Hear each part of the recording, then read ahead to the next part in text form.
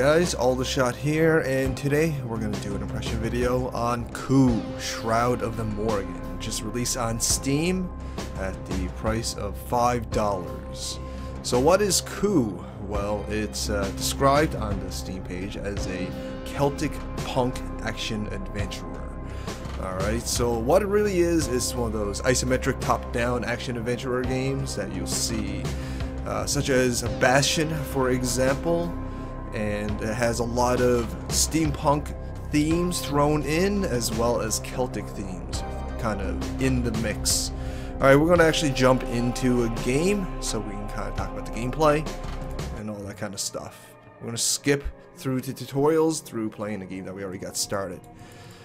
Alright, well, our mouse and controls don't seem to be working. So this game is a little buggy at times. Let's see if this will fix it. Alright, it did. Perfect. Something else that's kind of buggy about this game, if you turn down this sound effects, the volume will actually go up, which is a little weird. So I'll show off some of the attacks. You can stun your dudes, and then kind of swing at them.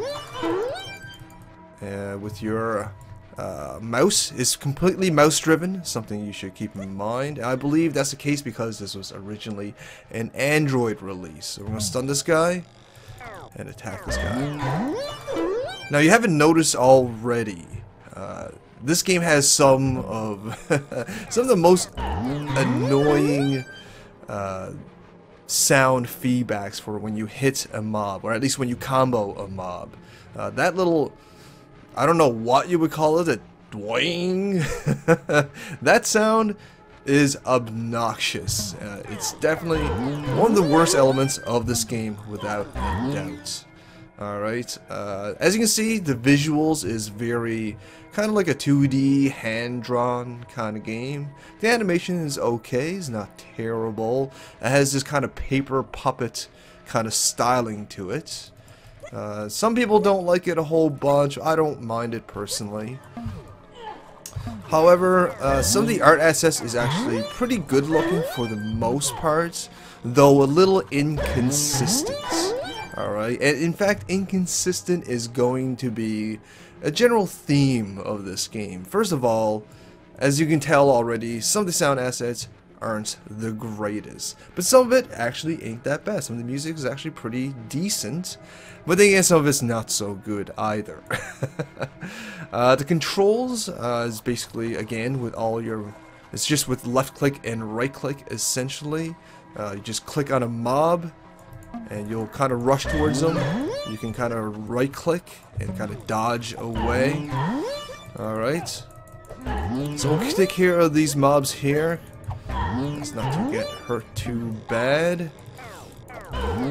Something else that's kind of inconsistent with this game, it's actually kind of annoying. Sometimes when you dodge and you hold the left mouse button, you can move, you know, after your dodge.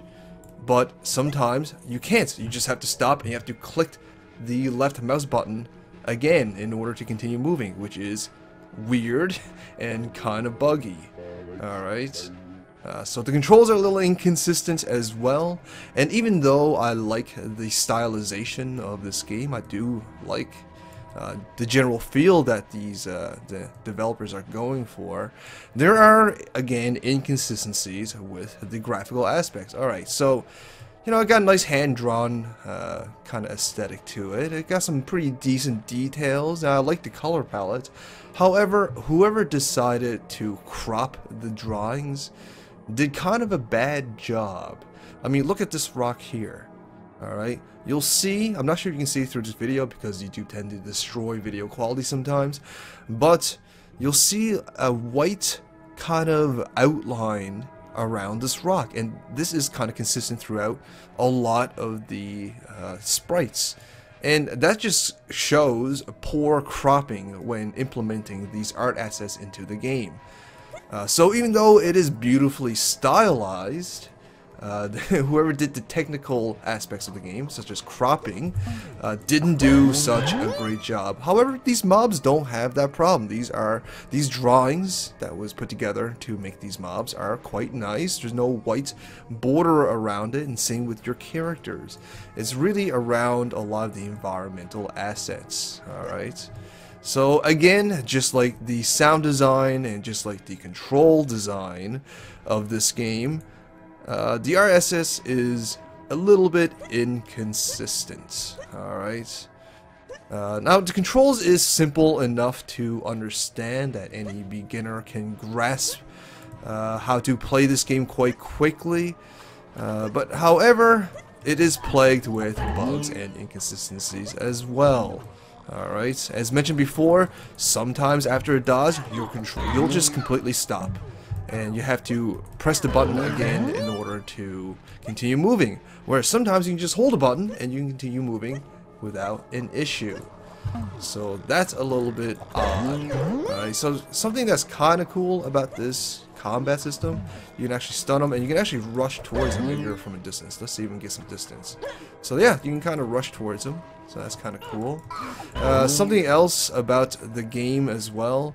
When you start off the new area, it doesn't refill your health bar. However, when you die, you take no penalties. You just basically start from the checkpoint, okay? So if you just start off a new area, alright, you just reach a checkpoint and you're low on health, the most optimal thing to do, as far as playing efficiently, is to actually die so you can refill your health, and since dying has no repercussion other than mobs respawning and you just started an area, again, there's no reason not to do that just for the sake of refilling your health. So even mechanically, as far as game balance goes, it's inconsistent. Alright, the game so far, although admittedly I'm not that far into the game, isn't overly challenging, I have to say. The mobs are fairly dumb. It's pretty easy to dodge their attacks, and so on and so forth. So Ku is really a whole bunch of inconsistencies wrapped into one. We'll just skip through this. Something else I should mention, now this game being a foreign game, there are some spelling mistakes as well. And to be honest, the storyline is not the greatest either. It's a little bit, I don't know how you would say, but the story is just not that intriguing. Alright, so that's also a bit of an issue. So something else about the graphics, why is my character underneath the tree trunk? That doesn't make any sense. So, you know, like, even though the graphic styling of this game is actually quite nice, I do like the hand-drawn nature of the game. It is plagued with a bunch of bugs and inconsistencies.